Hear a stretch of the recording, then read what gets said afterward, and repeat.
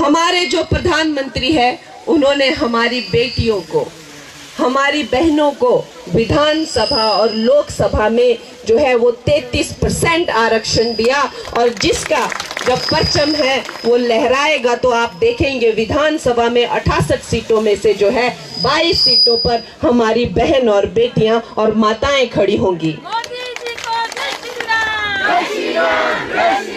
आज कोई इटालियन और फ्रेंच नहीं, हमारी जो द्रौपदी मुर्मू जी जैसी हमारी एक आदिवासी बहन, एक आदिवासी माता जब इस लोकतंत्र की सबसे बड़ी पदवी पर बैठती हैं, राष्ट्रपति बनती हैं, तो सब माताओं का, सब बहनाओं का जो है वो गौरव बढ़ता है, उनका मान बढ़ता है।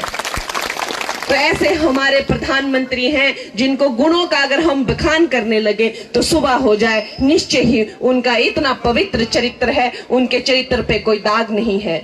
और एक तरफ इंडी घोटाला है। आज ममता जी ने भी कह दिया है कि मैं इस घोटाले में और ज्यादा हिस्सा नहीं ले सकती। ऐसे जाने कितने घोटाले, 2G स्कैम, 3G स्कैम, चारा घोटाला, गोबर घोटाला, 2.5 लाख करोड़ का घोटाला, 1.5 लाख करोड़ का घोटाला, कितने घोटाले मिलके जो है ये इंडी गठबंधन की जो है वो सरकार बनी है। तो भाई हम क्यों ना हो मोदी जी के फैन। एक तरफ तो एक ऐसे पुरुष हैं जिन्होंने जो है भारत का उद्धार किया है। हमारी जब इतनी बड़ी महामारी जब आई, पूरे विश्व पे इतना बड़ा संकट आया, 80 करोड़ जैसे हम जैसे गरीब लोगों को उन्होंने मुफ्त का अनाज दिया और अब तक वो दे रहे हैं।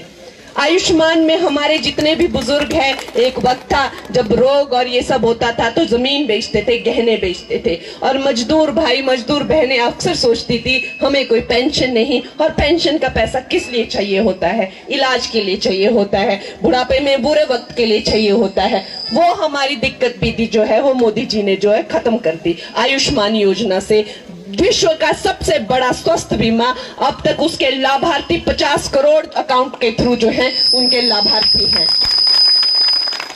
25 करोड़ लोगों को जो है वो गरीबी रेखा से बाहर लेके आए हैं, और एक तरफ इनकी चंपुओं की और पंपुओं की जो है वो एक गैंग है। फैन ना बने और अपने नेताओं के एक तो चरित्र का कोई तो बखान आप कर सके। आप खुद प्रेस कॉन्फ्रेंस बुला के कहते हैं कि प्रियंका गांधी और ये राहुल गांधी एकदम बेकार है, या आप खुद प्रेस कॉन्फ्रेंस बुला के कहते हैं।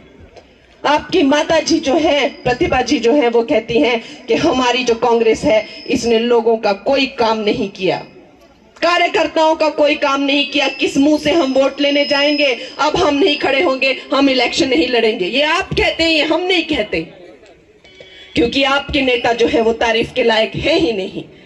और हमारे नेताजी को देख लीजिए, वो इतनी तारीफ के लायक है कि हम सीना ठोक के सब जगह जाके बोलते हैं कि ऐसा लगता है कि हम आभार सभा में आ रहे हैं, ये चुनावी सभा नहीं है। हर जगह जो है 400 पार के नारों से जो है वो हर सभा गूंज जाती है। इस तरह का माहौल इससे पहले लोकतंत्र में कभी देखा नहीं गया है कि चुनाव हुए नहीं है अभी और वोट गिनना बाकी है, लेकिन सबको पता है कि आएगा तो मोदी ही। आज आपको ये जानकर बहुत दुख होगा कि एक भी लाभार्थी को पैसा नहीं मिला है। कहां गया 1800 करोड़? आज भी मलबा पड़ा हुआ, मलबा उठा नहीं है वहां से, और ये बेशर्म लोग हैं और फिर से फार्म लेके निकल पड़े हैं। फार्म भरेंगे, जैसे कि हमारी बहनों का और माताओं का कोई मान और सम्मान नहीं है। बार बार झूठ बोल के उन्हें मूर्ख बनाते हैं, इन्हें शर्म नहीं आती है भोली भाली मासूम माताओं के साथ और बहनों के साथ ऐसा खिलवाड़ करते हुए। इस तरह के ये दुष्ट लोग हैं।